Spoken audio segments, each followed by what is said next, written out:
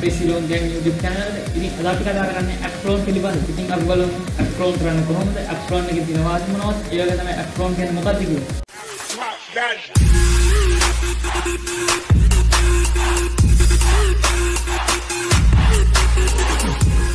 ඉතින් ඔයගොල්ලෝ දන්නවා ඔයගොල්ලෝගේ ස්මාර්ට් ෆෝන් එකේ එක ඇප් එකක් දෙපාරක් තුන් පාරක් ඉන්ස්ටෝල් කරන්න බෑ. නමුත් මේ ඇප් ක්ලෝන් එක කරා ඔයගොල්ලන්ට එක ඇප් එකක් දෙපාර තුන් පාරක් කරන්න ඕන තරම් ඔයගොල්ලන්ට කැමති තරම් මේක ඉන්ස්ටෝල් කරගන්න පුළුවන්. උදාහරණයක් විදිහට ගත්තොත් ඔයගොල්ලන්ට Facebook account දෙකක් තියෙනයි කියලා.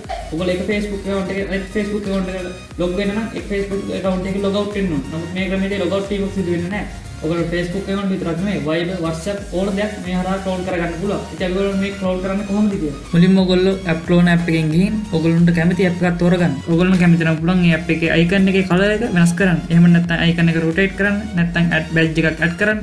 එහෙම නැත්නම් ඔයගොල්ලන්ට වෙනම icon එකකට replace කරන්න පුළුවන්. ඔයගොල්ලෝ name කියන දැනට ඔයගොල්ලන්ට කැමති නමක් දෙන්න. ඒ වගේම තමයි clone number කියන දැනට ඔයගොල්ලෝගේ app එක clone වෙන්න ඕන වාර ගන්න දෙන්න. ඉතින් ඔයගොල්ලෝ ඒව තෝරලා දුන්නාට පස්සේ හරි ලකුණට click කරන්න.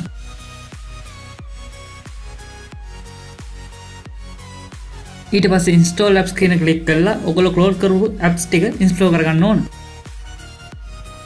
ඔයගොල්ලන්ට පුළුවන් මේ app ටික සාමාන්‍ය විදිහටම භාවිතා කරන්න.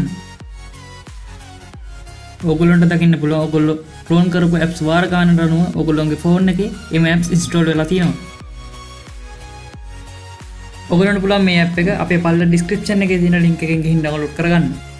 ඉතින් මේ වීඩියෝ එක like කරන්න, share කරන්න, ඔයගොල්ලන්ගේ අදහස් comment කරන්න. අපි ඊළඟ වීඩියෝ එකෙන් හමු. සුබ දවසක් වේවා.